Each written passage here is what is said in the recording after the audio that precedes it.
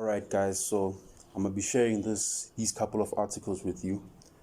The first one that I came across, I was just, trotting around the internet, minding my own business, and boom, by coincidence, you know, I came across a couple of these articles and I just went deeper and deeper into it. And yeah, the first one I'm gonna be reading to you comes from a website called statsnews.com. That's statsnews.com, stats news and a .com, and you just type that in. It speaks basically about the rates of depression and anxiety that has climbed across the globe in 2020 from 2020, and I'm sure these numbers now have become worse. It reads rates of depression and anxiety have climbed globally by more than 25% in 2020. I would say from 2020. So if this article was published, was based on studies from 2020, I think it's fair to say now that this 25% is like probably now 30% or 35%, because of all the devastating ripple effect, as it says here, of the effect of COVID-19. And it has affected mostly young people and women, according to the study. Yeah, guys, the most vulnerable in our society are affected by these things. The women, the children. And I think that is linked because, the relationship between, mothers and children, it's a very strong one bond. And yeah, I don't think it's by accident that these are the most affected groups by this. And yeah, another article that speaks about this exact same subject comes from a website here in South Africa called news24.com. News24.com basically saying the same thing. That, yeah, there's a passing truck behind me. Let's just excuse that. Yeah. The COVID-19 pandemic, the rising rates of depression and anxiety in 204 countries. Basically, you can say every single country that's been going through this thing, the lockdowns, the whatevers, all these other things, we can list them as being affected by this. News 24 again reiterates the point that the studies that have been taken on these subjects have revealed that some 25% or more surge in depressive and anxiety disorders across 240 countries, including this one, South Africa, And I can also speak about that, South Africa, because I live here, and the sort of vibe that I get now these days. I'll say we've always been a little bit of a gloomy country. There's always been things that we've never been quite happy about, but I feel like recently we've become there's more of a negative tone than ever, and that's saying something here.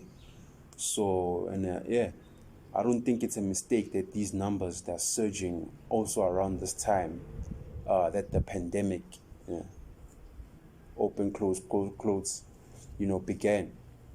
So, yeah, these articles are basically highlighting that. And there's another one that caught my eye by Sage Journalists. Sage Journalists, I'm sure if you just type in Sage Journalists, the South African Journal of Psychology, they've also come in on this. And yeah, basically what they're saying is that the pandemic, right, caused an interruption, caution, and interpretation. They say that their findings stress that neither daily infection rates nor increasing human mobility should be interpreted as risk factors for major depressive disorder.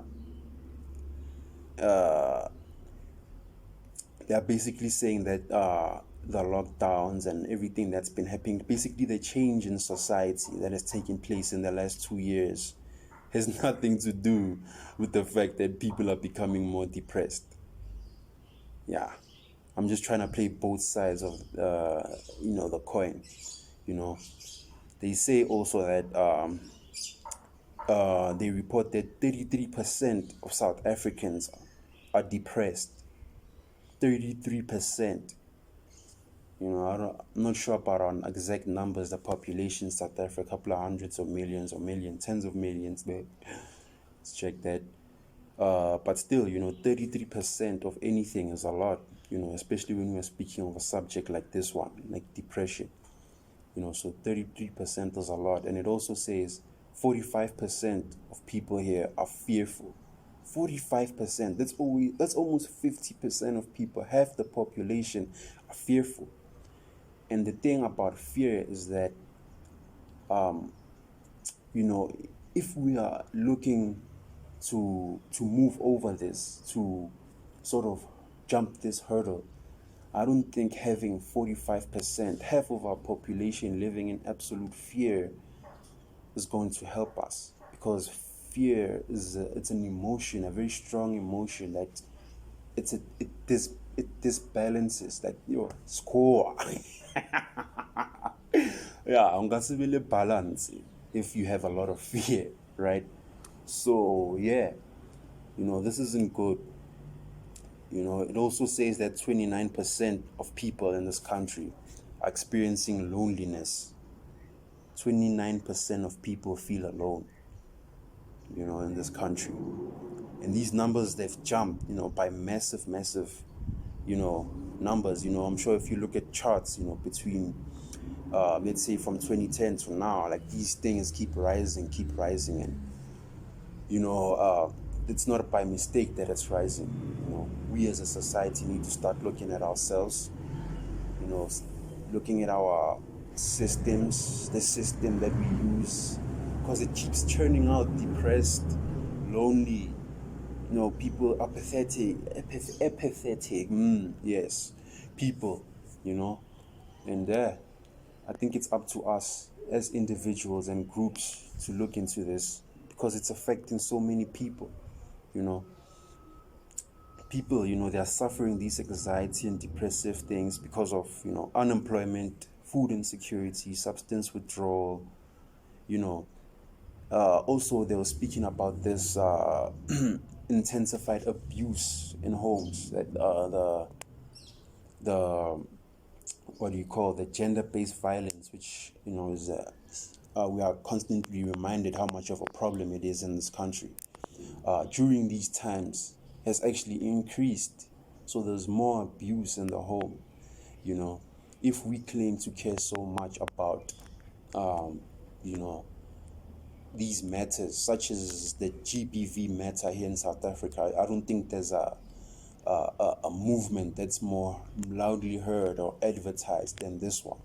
But it's also funny how there's really little done to speak about why it's happening. It's always just, these men are wrong or blah, blah, blah. I won't get into the politics of that right now, but it's always, I sort of feel like they're always looking for an enemy instead of, trying to treat everyone in that. Because I sort of feel like everyone in that situation is a victim, you know.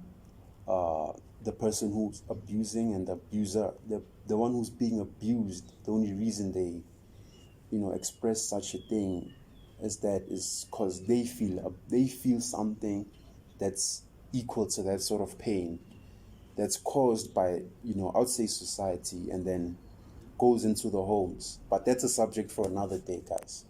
I just basically just wanted to bring, a short, sort of view into this matter. And I also would like to learn from you guys. So if you're watching this video right now, I urge you to just, join us, Awakening with Lwazi, yes, because we will be covering such matters in more detail in the future. I just wanted to share these articles that I've come across with you guys. Yeah, and just ask what you guys, think about that. What are the possible solutions that you think, would be possible, that we should think about? Let's just have discussions. All of us are stakeholders in this. All of us are affected by this in one way or another, directly or indirectly. So yeah, basically trying to call for discussion on this. And yeah, I'd appreciate to hear what your guys' views are. And yeah, Awakening with Lwazi.